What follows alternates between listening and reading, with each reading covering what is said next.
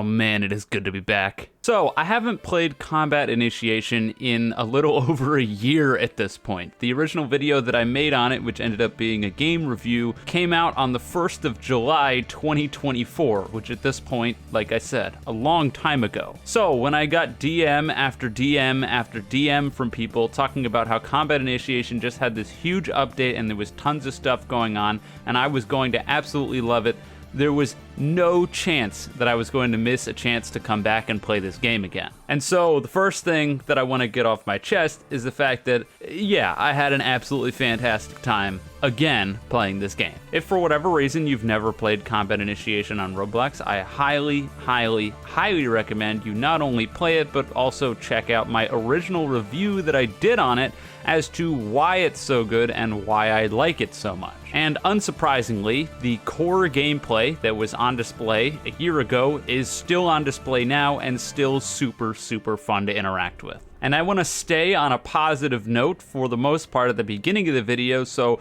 I also want to talk about the new boss that they added along with the new floor that they added. So there's going to be some spoilers for the game coming up that spoil some pretty cool stuff. So if you haven't played the game, I'll put a timestamp that you can use right now to skip this entire section. Anyways, let's start with the new level. It used to be that after you killed the big Godzilla robot guy that it ended after that, but now obviously they've added an extra level onto the game. This area is the Doom Spires, which is a rainy area that's frequently having lightning strikes that you also have to contend with. And let me tell you, rocket jumping away from lightning strikes is just as cool as it sounds. The overall difficulty on this level, I think, is a little bit easier on the whole compared to the previous level, mostly because you can't fall off the map, which is honestly a really effective difficulty measure that they have on the previous map, making you effectively funneled into certain areas that you can go, where if you make any mistake or slip up while you're trying to use movement to get away from something, you're going to fall off and take a bunch of damage. Obviously, in the Doomspire area, as I mentioned, there's nowhere for you to fall off of, which means that,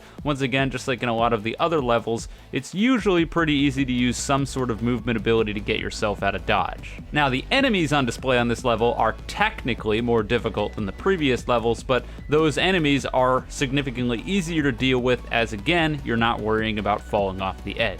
So I don't know if it's a positive or negative that overall I found this level a little bit easier than the previous one, but I still had a lot of fun with it nonetheless, and I think that it's a very well-designed level. It didn't seem to have any of the blatant design flaws that I ran into on that snow level from before, and it's not as if any of the design flaws in any of the previous levels really directly held them back anyway. It was all nitpicks at the end of the day, and the new level is pretty awesome. The real killer for the update, though, is not the new level itself, but the new boss, which is super badass. This is the main reason for the spoiler warning, because this thing is truly something special. Not only is it voice acted, which is pretty neat, but also the way that the boss fight plays out is incredible. Basically, the gist of it is the entire environment that you're playing on is destructible, and a lot of the attacks that the boss will be using will destroy the environment, which means as you're playing, you get less and less space to work with, and once the entirety of the area is destroyed, you'll drop down onto another platform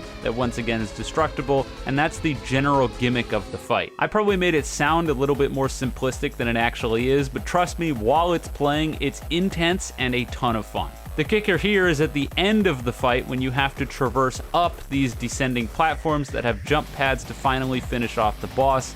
The whole thing is a spectacle, which shouldn't be surprising at this point. It was really, really cool, and I had a great time playing. The only problem with all of the stuff that I've said so far is that, well, I've just finished covering it. That's it. Now listen, a lot of the stuff that I'm going to be saying going forwards is not a knock against the people who actually made the game, because it's not like those people came to me and they're like, hey Eclipse, this is awesome, and hyped it up to oblivion.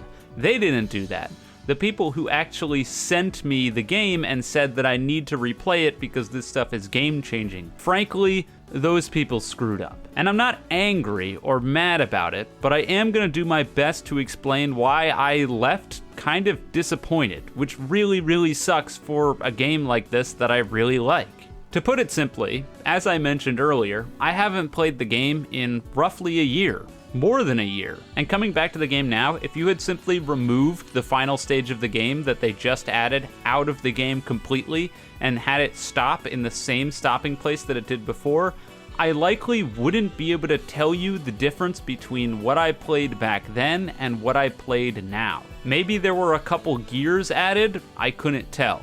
I don't think that there were any weapons added, so that's all the same stuff. And in terms of accessories and things that you can put on, in the same way that I mentioned in the previous video where I initially talked about this stuff, that stuff really doesn't have that huge of an impact on gameplay, and a lot of the time you could just take it out and nobody would notice. Well, it's the same thing on display here. I'll say this until the end of time, but just adding passive stat bonuses is not that interesting for gameplay. And so I'll say that if they've been focusing the last year on adding more of these passive stat bonuses, I think that was a huge mistake versus adding actual active things that you go out of your way to use in the games. I also want to make it clear that I didn't look at the patch notes or anything when I first booted the game. I literally just hopped in, joined the first lobby that I saw, and started playing. There was some stuff that I noticed right away, like the fact that there was clearly a modifier that was being displayed, which would change the heights and sizes of all of the different enemies, and I thought that was pretty neat. But for the most part, from the beginning all the way up until that last level, like I said, it didn't seem like there was any difference to what I was playing. And once again, to be clear, what was there before and what's there now is still awesome and still a ton of fun. So this isn't a knock at that. But it is saying that after a year hiatus coming back to the game and having no new weapons, yeah, I was a little bummed. When I did get around to reading the patch notes, a lot of the stuff on there was stat changes and stuff like that. And once again, that's something that I look at and I'm like, is this really the priority right now, guys? So this part is sort of a knock at the developers. Seriously, how much time do you guys generally spend tweaking the stats of things? I don't know if you've forgotten, but this is a PvE game. And not only is it a PvE game, but it's a PvE game that pretty heavily relishes in the ability of making your character feel overpowered. And sure, a lot of the stuff on here was buffs, but that's not to say there weren't a fair few nerfs in the patch notes that I read about as well. And there will be nothing that feels more like a kick in the balls than having a bunch of stuff get nerfed in my PvE games. Looking at you, Helldivers 2, Jesus Christ. So when I see it again on display here, I have two questions to ask. Number one, why did you spend time tweaking the stats and buffing and nerfing things instead of just adding more cool shit to use? And number two, why are there nerfs to begin with? Why are we nerfing the players? Who's going to get mad? There's nobody to get killed other than AI. Who's getting upset with this and requesting nerfs? What's going on? There was also some other stuff that really left me lost, like the new hub map that they've added. I think they're a little bit self-aware, considering that they mention in the patch notes itself that they felt like the map didn't really have anything in it right now.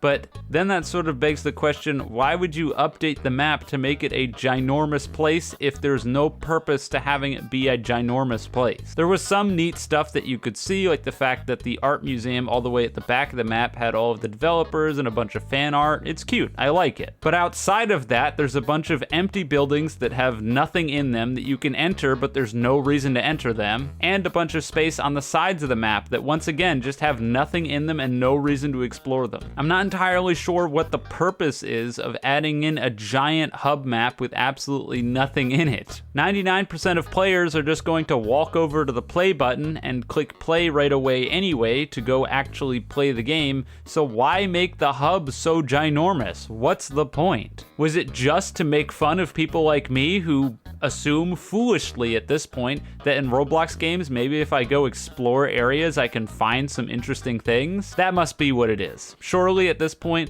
people are doing this just to make fun of me. Well, congratulations. I fell for it. It worked. I'm an idiot. You're welcome. But yeah, I wish I had more to say, but I honestly don't. This video is probably going to end up being really short because the things that I liked, I don't have much more to say than I really liked them, and the things that I didn't like, well, for the most part, the things that I didn't like We're just that not a lot's changed. Not that there's things that they've added that are bad. I mean, for God's sakes, even the menu map being ginormous, that's not directly a bad thing. I think it's kind of dumb, but it's not bad. So yeah, again, Combat Initiation is an awesome game. I highly recommend it. It'll be linked in the description, and I'm glad that I got to go play it again. That said, to make it clear, if you haven't played it since like a year ago, like me, you're probably not missing out on a whole lot. I would recommend jumping in to fight the new boss and play the new level because it's fun, and if you liked the game before, you're still gonna like it now. But if anyone's been telling you that the game is wholly rejuvenated and they've done all this stuff, that's just not true. Anyways, that's all. If you enjoyed the video, leave a like and subscribe. If you didn't, don't. And with all that being said, have a wonderful day now wherever you are, and I'll see you guys next time.